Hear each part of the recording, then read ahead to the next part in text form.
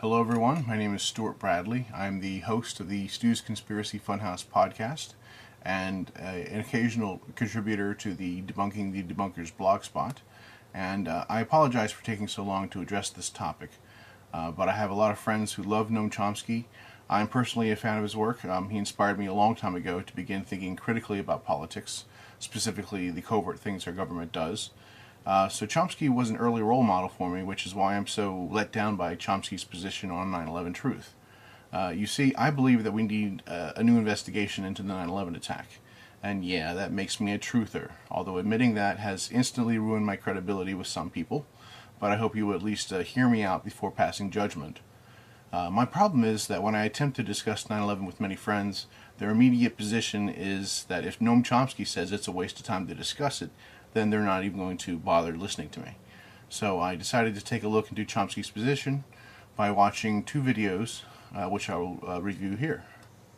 The first video is called Chomsky Dispels 9/11 Conspiracies with Sheer Logic, posted in 2007 by Daily Background. And the original question to Chomsky, which was cut off in this video, was whether he thought the Bush administration, or Bush, quote, Bush Klan, was behind 9/11, seeing as they benefited, how much they benefited from it. And he spends the first 2 minutes basically saying how every oppressive government in the world benefited from 9/11, so the Bush administration has no special motive for wanting 9/11 to occur. And then he goes on. Did they plan it in any way or know anything about it? This seems to me extremely unlikely. I mean, for one thing, they would have been insane to try anything like that.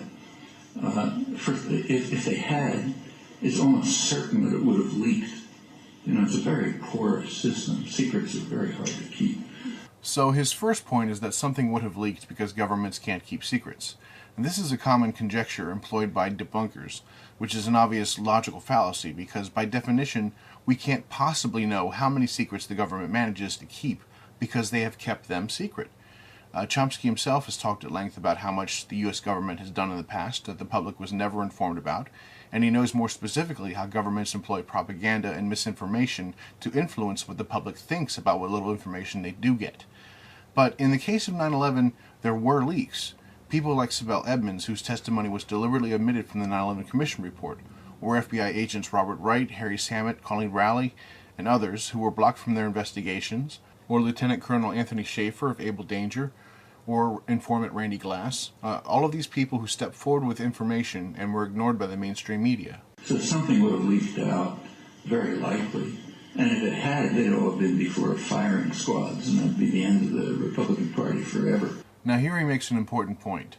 He suggests that if something did leak, that they would be put in front of a firing squad and would end the Republican Party forever.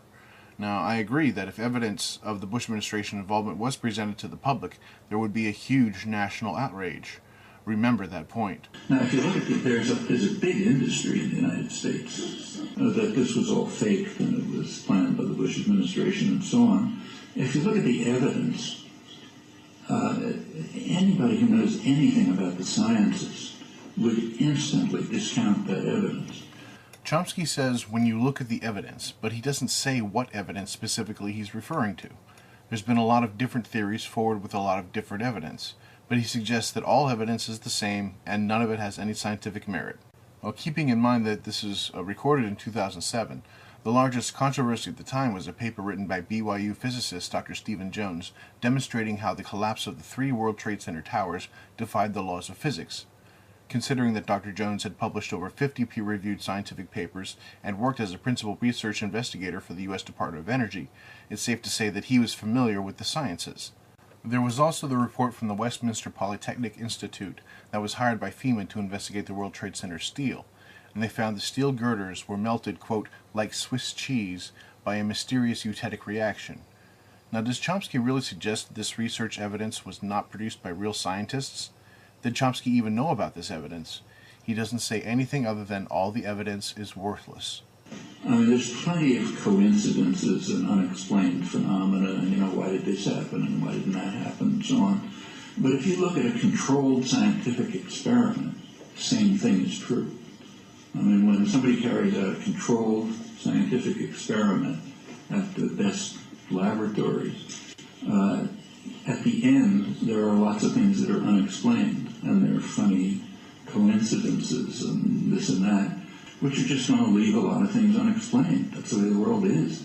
Again, without mentioning what evidence he's referring to, Chomsky then applies another logical fallacy by confusing the unknown with the unknowable, saying that in any controlled science experiment or natural event, that there are unexplained results with no way to make sense of them, which again is a silly statement.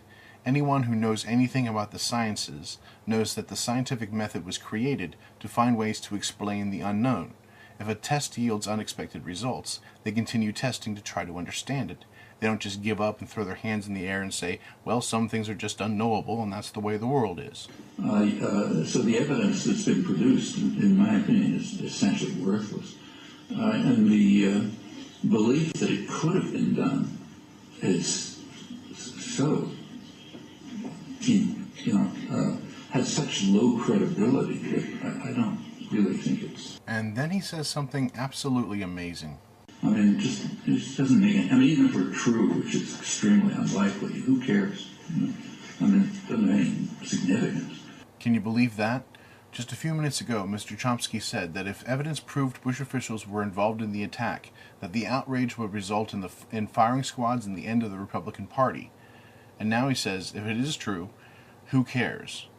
Well, Mr. Chomsky, a short list would include the friends and families of those who died in the attack, the soldiers who went to war based on the attack, and the American citizens who were frightened into giving up their constitutional rights to prevent another attack.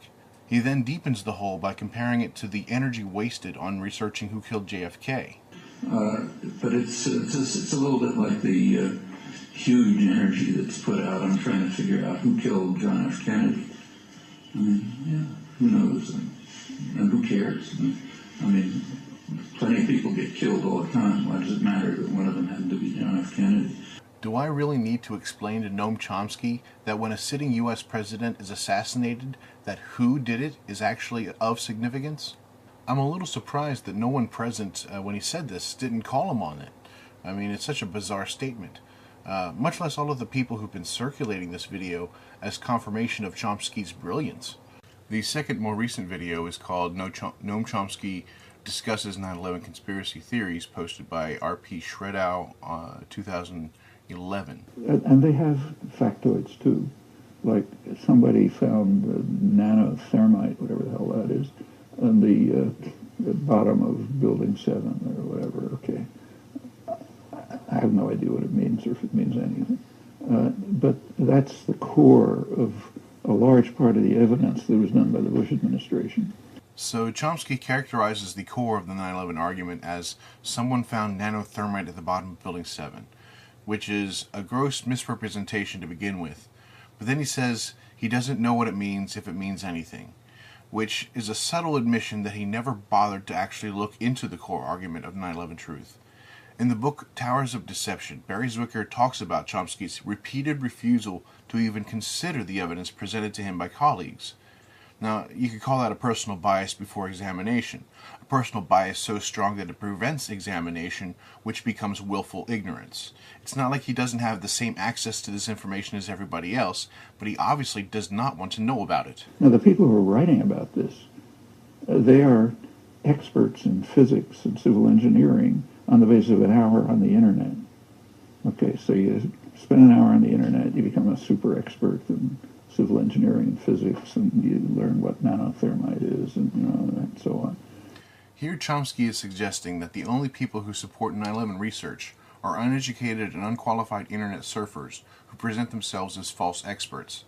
Now, this is a slap in the face of groups like AE 9/11 Truth, who currently have over 1,700 certified professionals in architecture and engineering who have signed the petition for a new investigation, or Patriots for 9/11 Truth, who represent over 1,500 certified architects and engineers, as well as hundreds of military and government officials, professors, and aviation professionals.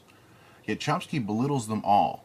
Is Chomsky really this misinformed, or does he simply wish to discourage people from considering what these professionals have to say?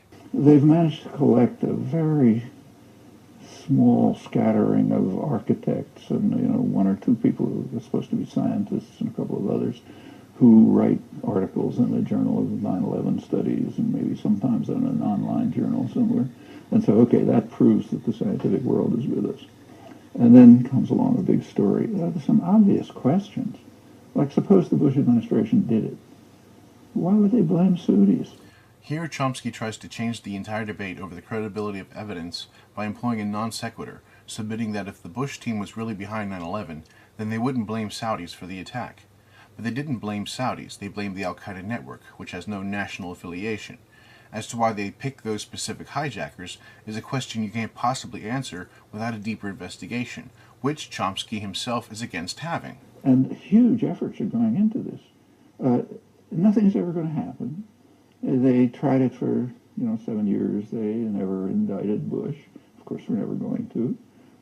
They go on for another 50 years. It's never going to have any effect. Right. All of the efforts by these people will not have any effect as long as trusted public figures like you continue to discourage otherwise open-minded people from listening to what we have to say. To say nothing will ever happen is a self-fulfilling prophecy, because you will not even investigate the possibility that the effort is legitimate. It does have an effect. It diverts a lot of energy and effort from trying to do something like, say, stop the war in Iraq. But of course, that takes effort and it's costly and so on. He says the 9/11 truth effort is diverting energy from stopping the war. But the justification for the wars and the justification for dismantling civil rights and the justification for secret prisons and torture, these are all results of the 9/11 attack. If 9/11 was exposed as a false flag, then the justification for all those things would be gone. I can't think of a more direct way to end the wars and restore justice. Noam spends the rest of the video discussing why so many people are compelled to believe in conspiracy theories. So I'll try to wrap this up by giving you the best reason to believe, by actually looking at the arguments being made and the evidence being presented by certified professionals. Noam, if you haven't seen the movie 9/11 Experts Speak Out, which I've linked here, please just take 2 hours to watch this and understand why it's so important. Thank you for your attention, and best wishes to all.